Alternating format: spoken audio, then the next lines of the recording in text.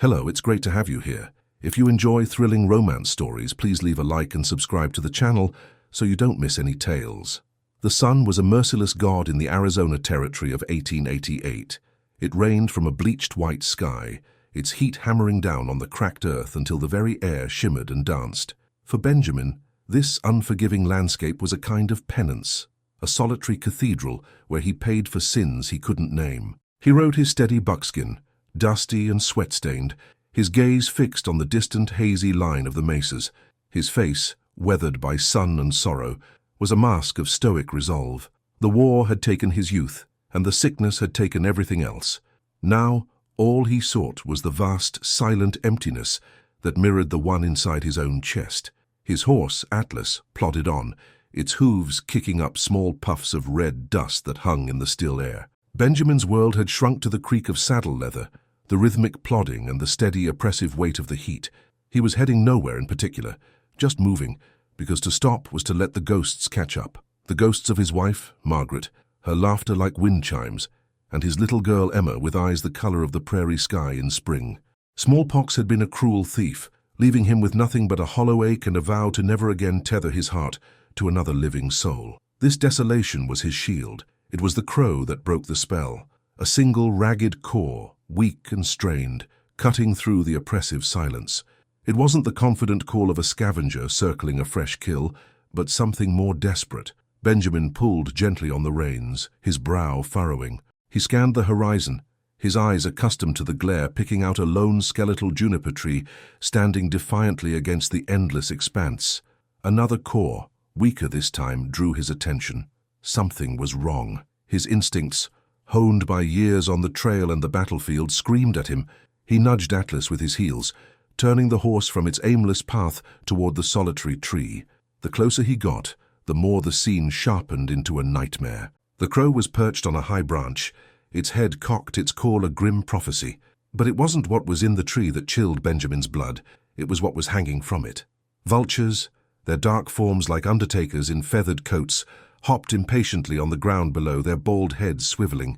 And then he saw her, a human form, suspended from a low, thick branch. A woman. Her arms were stretched taut above her head, her wrists bound by rawhide strips looped over the branch, forcing her body into a tortuous arch. Her head hung limp, a cascade of jet-black hair obscuring her face and brushing against the sun-scorched fabric of her deerskin dress. She was Navajo, that much was clear from her attire, and the turquoise beads woven into her bindings. Her feet dangled just inches above the ground, her moccasins caked in dust. She was perfectly still, a gruesome ornament in nature's cruelest gallery. A cold fury, an emotion Benjamin thought long buried, surged through him. He dismounted before Atlas had even come to a complete stop, his rifle in hand. He fired a single shot into the air. The sound cracked like a whip, scattering the vultures into a flapping, indignant retreat. The crow squawked and launched itself into the sky, circling once before disappearing into the shimmering heat. Silence descended again, now heavier, more profound. He approached cautiously, his boots crunching on the gravelly soil. Her skin, where it was exposed, was blistered and angry red from the sun's relentless assault. Her lips were cracked and swollen, a faint, dark line of dried blood tracing a path from one corner. He reached out a hesitant hand, his fingers brushing against her arm. She was burning with fever, but impossibly, he felt the faintest, thready pulse beneath his touch. She was alive, barely. "My God," he whispered, the words a harsh rasp in his own dry throat. Who would do this? This wasn't justice. It was a slow, agonizing execution designed for maximum suffering. He holstered his rifle and pulled the large bowie knife from the sheath on his belt. The rawhide was thick and baked hard by the sun. He had to work carefully, sawing at the bindings, his other arm wrapped around her waist to support her weight as the leather gave way. When the last strand snapped, she collapsed against him, a dead weight. She was lighter than he expected, almost frail. He gently lowered her to the ground, laying her in the meager shade offered by the twisted trunk of the juniper. He pushed the heavy curtain of black hair from her face, and his breath caught. Even through the suffering, the dust and the sunburn, her features were striking. High cheekbones, a strong jawline, and a proud brow. Her eyes were closed, her long lashes dark against her skin. She looked young, barely a woman. He uncorked his canteen, knowing it held the last of his water. He tipped it carefully, letting a few precious drops moisten her cracked lips. Her eyelids fluttered, a barely perceptible movement, but her body didn't stir. He trickled more water, watching it disappear into the parched cracks of her mouth. It wasn't enough. It would never be enough. Benjamin stood up, his mind racing. Leaving her here was unthinkable. The vultures would return the moment he was gone.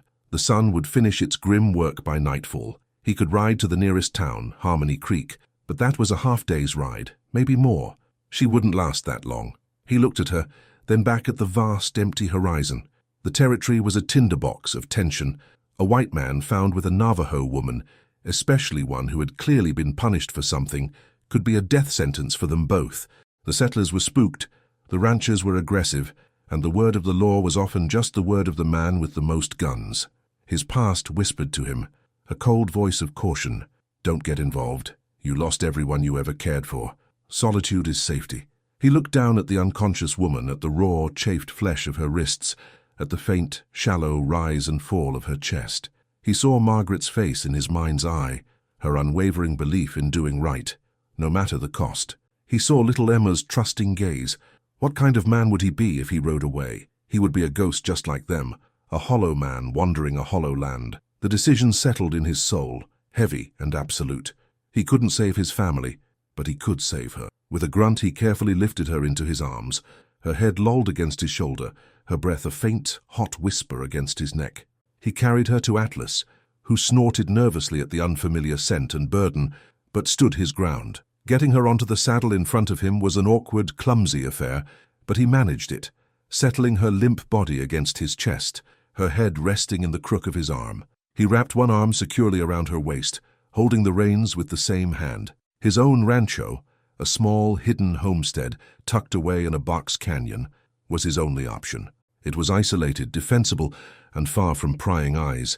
It was a place he'd built to hide from the world, and now it would have to become a sanctuary. He nudged Atlas into a slow, steady walk, mindful of his fragile cargo. The sun beat down, but now its heat felt different. It was no longer a symbol of desolation, but an enemy to be outraced. As he rode, he glanced down at the woman in his arms. Her name was a mystery. Her story was unknown. The crime she was accused of was a dangerous shadow that now followed them both. But in that moment, she was not a Navajo, not a criminal, not a complication. She was simply a life, a flicker of a flame in the vast, indifferent desert, and he, Benjamin, would be damned if he let that flame go out. The silence he had so desperately sought had been broken, replaced by the weight of a life in his arms and the thunder of a purpose he thought he'd lost forever. Wicahpi returned to the world of the living not in a rush, but as if climbing a long, steep cliff out of a dark canyon. The first sensation was coolness, a stark contrast to the memory of fire that had consumed her skin. Then came the scent of dried sage and pine smoke, unfamiliar and clean. She felt the softness of a wool blanket against her cheek, not the biting scratch of bark. For a long moment, she lay suspended between the nightmare that was and the mystery that is, her body a landscape of deep, throbbing aches. Her wrists screamed with a sharp, specific pain, and a desperate thirst clawed at her throat. Slowly, she forced her heavy eyelids to open. The world swam into focus. Low, rough-hewn ceiling beams, walls of sturdy timber chinked with mud, and the soft golden light of a lantern hanging from a nail. She was on a simple cot, a world away from the juniper tree of her execution. Panic, cold and sharp, lanced through her. She tried to sit up, but a wave of dizziness washed over her, and her muscles, ravaged by dehydration and strain, refused to obey. A low moan escaped her lips. A shadow moved in the corner of her vision. She flinched, her heart hammering against her ribs. The man from the desert, the white man. He stepped into the lamplight, and she saw him clearly for the first time. He was tall, with broad shoulders that spoke of a life of hard labor. His hair was the color of sun-cured wheat, and his eyes, a startlingly clear blue, held a sorrow so deep it seemed a permanent part of him. He held a tin cup in one hand, and he stopped several feet from her cot, making no move to come closer. "Easy now," he said, his voice a low, gravelly rumble. He took another slow step, knelt down, and placed the cup on the floor beside her before retreating to his original spot. Water. Wicahpi stared at the cup, then at him. Her every instinct, taught by a lifetime of caution and bitter experience, screamed that he was a threat. Men with his skin color were the ones who had strung her up, their faces twisted with a self-righteous fury. Yet this man's eyes held no malice, only a profound weariness and something else, a flicker of empathy. Her thirst was an agony, a fire in her belly. With a trembling arm she reached for the cup. Her fingers brushed against the cool metal, and she brought it to her lips, drinking the cool water in small, desperate sips that both soothed and hurt her parched throat. Over the next few days, a silent routine developed between them. He would leave food, a thin broth, then later dried meat and bread, and fresh water by her bed. He treated her blistered skin with a salve that smelled of pine sap and herbs, his touch surprisingly gentle as he redressed the raw wounds on her wrists. He never demanded anything, never asked questions she couldn't answer. He moved about the small cabin with a quiet efficiency, mending his tack, cleaning his rifle, or simply sitting by the small stone fireplace, staring into the flames as if searching for answers in their dance. For Benjamin, her presence was a constant aching reminder of the life he had lost. Tending to her brought back the memory of spoon-feeding broth to his feverish daughter, Emma, in her final days. The quiet, fragile life in his cabin was a stark contrast to the loud, empty silence he had cultivated for so long.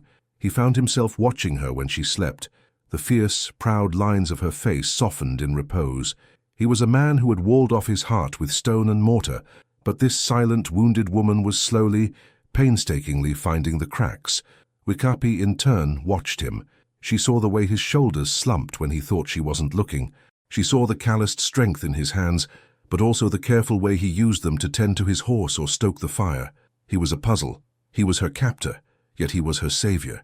He lived in the white man's world, but he had chosen to defy it for her. The fear began to recede, replaced by a cautious curiosity. The wall of silence between them finally broke on the fourth day. Wicahpi was strong enough to walk, her steps still unsteady. While Benjamin was outside checking his perimeter, she stepped out of the cabin into the cool morning air. His ranch was nestled deep in a box canyon, the towering red rock walls a natural fortress.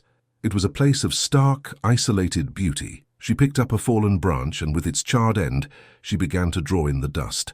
When Benjamin returned, he found her crouched on the ground, finishing her story. It was all there, etched into the red earth. A crude drawing of a magnificent horse with a long, flowing mane. Next to it, a large, angry-looking man with a wide-brimmed hat.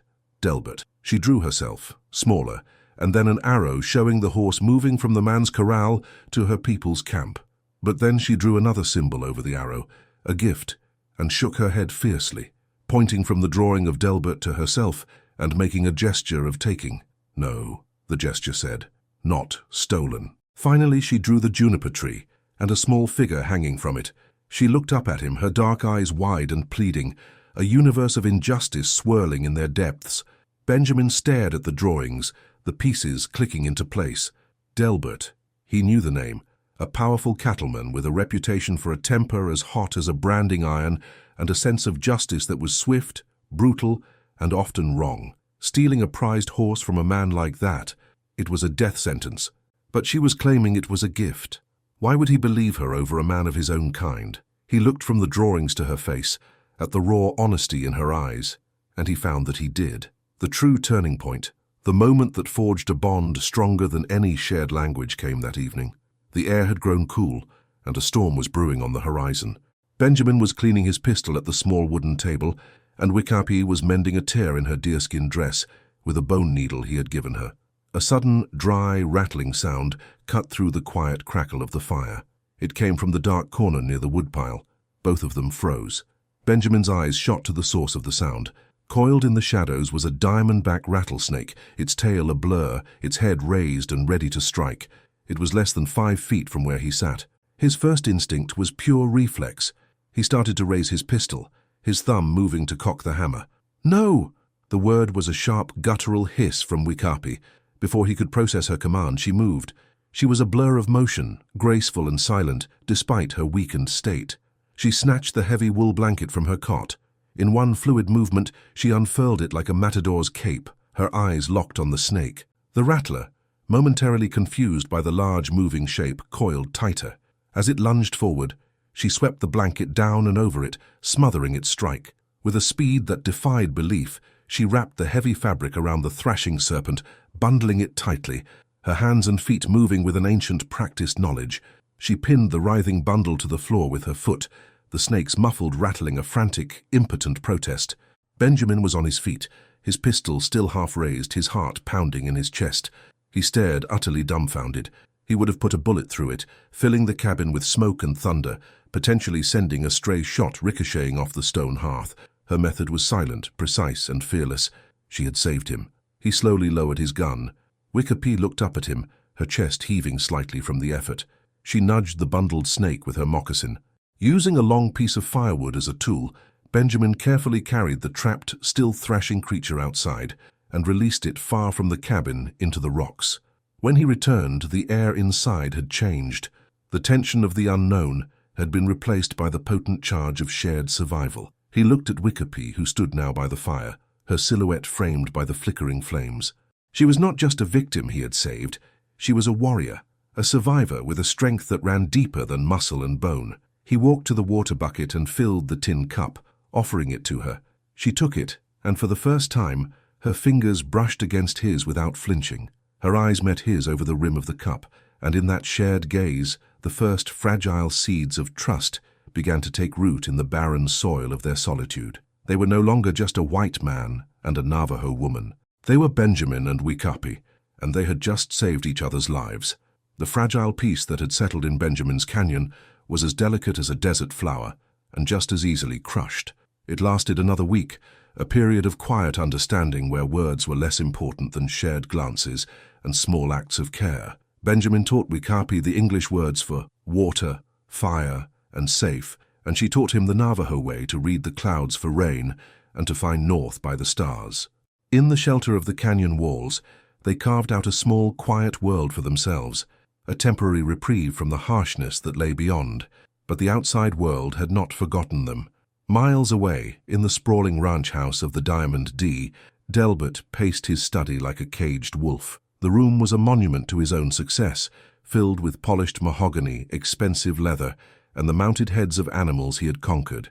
Yet, the opulence brought him no comfort. His face, normally ruddy with confidence, was a thunderous mask of purple rage. Before him stood one of his foremen, a lanky man named Chester, who shifted his weight nervously, hat clutched in his hands. "Gone?" Delbert's voice was a low growl, more dangerous than any shout. "What do you mean, gone?" "Just that, boss," Chester stammered. "I rode out to that juniper like you said, to cut her down. There was nothing there, just the cut ropes, still on the branch. Vulture tracks all over, but no body. Someone took her."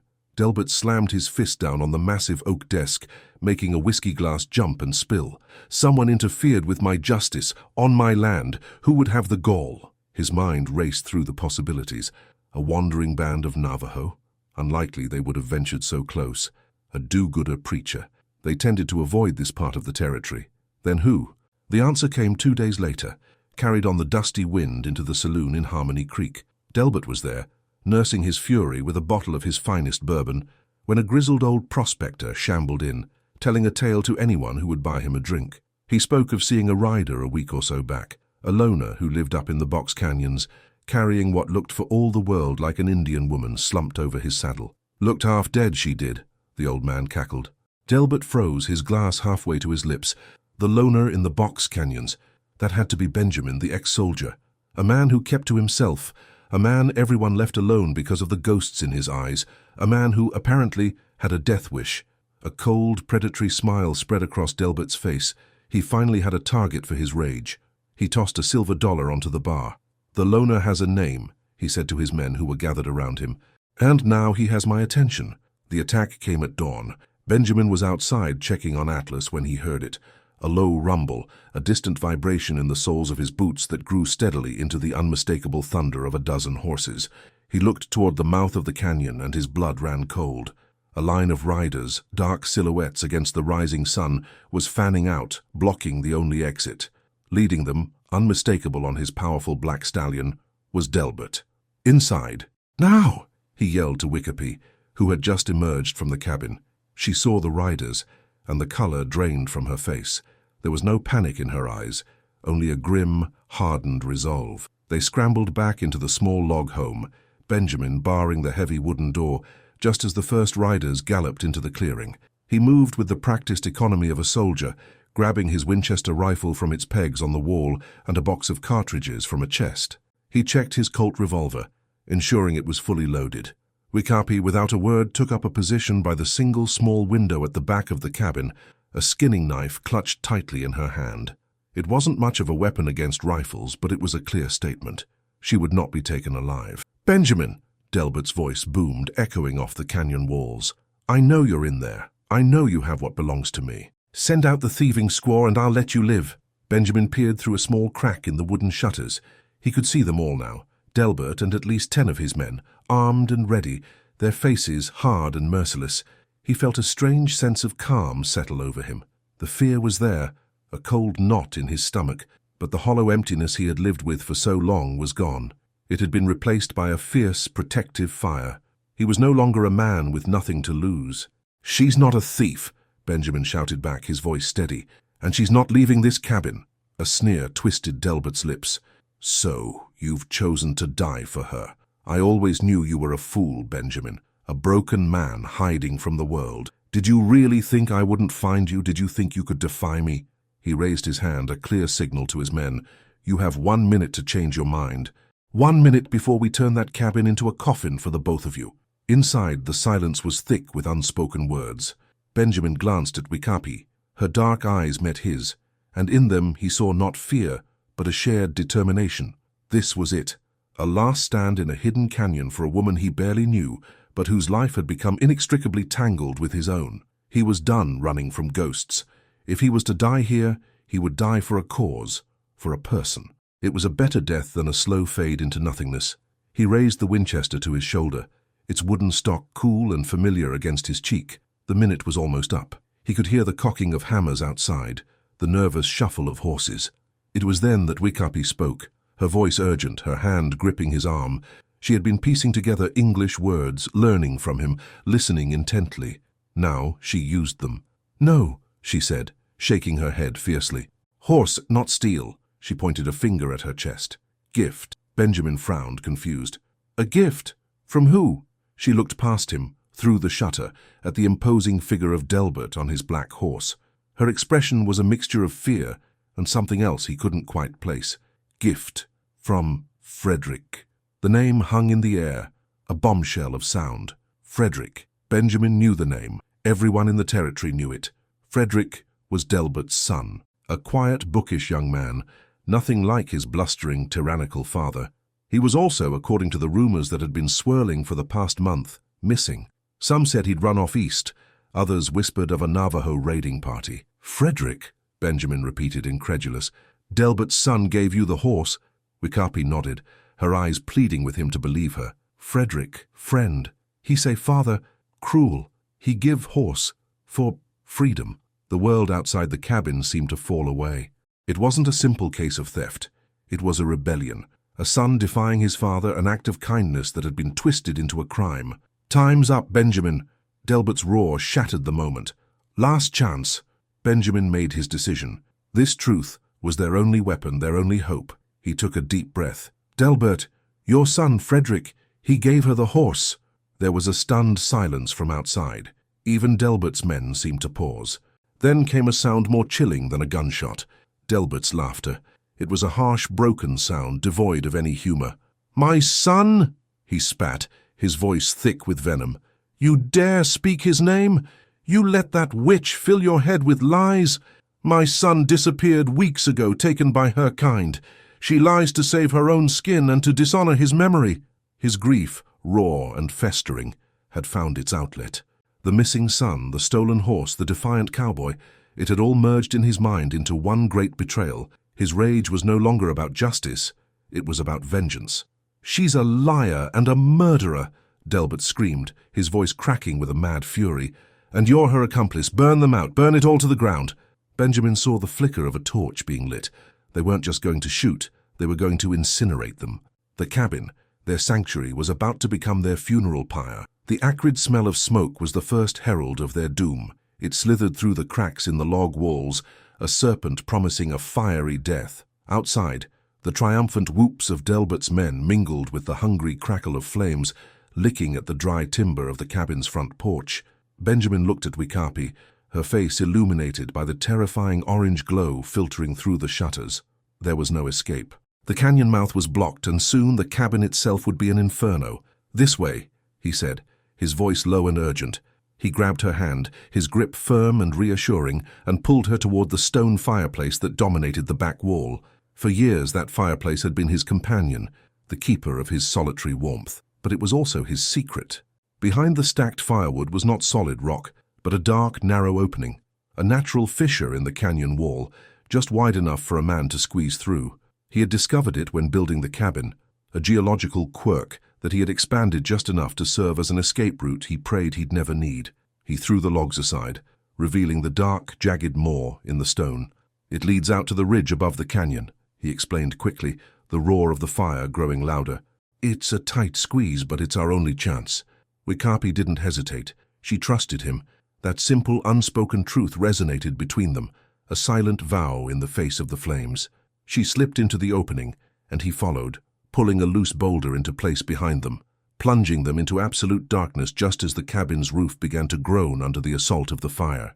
The passage was a claustrophobic, suffocating nightmare. They scraped through the narrow tunnel, the rough rock tearing at their clothes and skin. Benjamin led the way, his hands outstretched, feeling for the path in the pitch blackness. Behind him, he could feel Wicahpi's steady presence, her quiet courage, a tangible force that fueled his own. They were no longer two separate souls fighting for survival. They were one, moving through the earth's dark womb, hoping for a rebirth into the moonlight. They emerged, gasping and covered in dust, onto a narrow ledge high above the canyon floor. Below, the scene was a hellscape. His home, his sanctuary, was a blazing pyre, casting dancing, demonic shadows against the rock walls. Delbert and his men were silhouetted against the inferno, firing their rifles into the flames in a final, futile act of rage. They were safe, for now. Under the cold, indifferent light of 1,000 stars, they began their journey. Benjamin knew the desert, but Wicahpi understood it. She showed him which plants held water in their roots, how to move silently over rocky ground, how to use the terrain itself as a shield. He, in turn, offered his strength, helping her over steep inclines, his steady hand a constant source of support. They traveled by night and hid during the brutal heat of the day, their shared canteen a symbol of their complete reliance on one another. In the forced intimacy of their flight, the walls around Benjamin's heart, already cracked, finally crumbled to dust. He watched her one night as she slept, curled up in the shelter of an overhanging rock, her face serene in the moonlight. He saw not just her strength or her beauty, but the fierce spirit that had refused to be extinguished by the sun, by hatred, by fire. He had saved her life, but she, in turn, had saved him from the empty ghost he was becoming. A quiet, profound love, born not of words but of shared hardship and mutual respect, settled in his soul. It wasn't a whirlwind passion, but something deeper, stronger, as rooted and resilient as a desert juniper. After 3 nights of travel, guided by Wicahpi's unerring sense of direction, they saw the distant glow of campfires. It was her people's encampment, nestled in a hidden valley. As they approached, shapes emerged from the darkness, Navajo sentries, their rifles raised. They called out in their native tongue, and Wicahpi answered, her voice ringing with relief. They were brought into the heart of the camp, a place of warmth and community that felt a world away from the hatred they had fled. At the center, before the largest fire, stood a man with a face like a weathered cliffside, his long gray-streaked hair held back by a simple leather band. His eyes, dark and piercing, held the wisdom of a leader and the worry of a father. This was Tecumseh. His gaze fell upon his daughter, and a wave of relief washed over his stoic features. But then his eyes landed on Benjamin, and they hardened into chips of obsidian. He saw a white man, armed, standing beside the daughter he thought he had lost to their world. "Wicahpi," he said, his voice a deep rumble, "you are safe. But what is this? Who is this man you bring to our fires?" Before Benjamin could speak, Wicahpi stepped forward, placing herself between him and her father. She spoke in the flowing, melodic cadence of her own language, her words filled with a passion and authority that commanded the attention of everyone who had gathered. She told them everything, the false accusation, the hanging tree, the rescue. She spoke of Benjamin's kindness, his quiet honor, and how he had risked his life to defend hers. She pointed to the healing wounds on her wrists, then to Benjamin, her meaning clear. "He did this for me. Tecumseh listened, his expression unreadable. The tribe was silent, their faces a mixture of suspicion and curiosity. An outsider, a Bilagana, was a threat by definition, but Wicahpi's testimony was powerful. Just as the tension reached its breaking point, a commotion at the edge of the camp drew everyone's attention.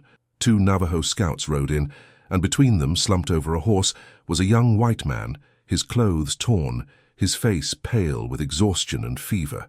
Wicahpi gasped. "Frederick!" The scouts lowered him gently to the ground. He was weak, but his eyes fluttered open. They found Wicahpi, and a faint smile touched his chapped lips. Then his gaze drifted to Tecumseh, and finally to the stunned face of Benjamin. "They found me," Frederick whispered, his voice hoarse. "The storm.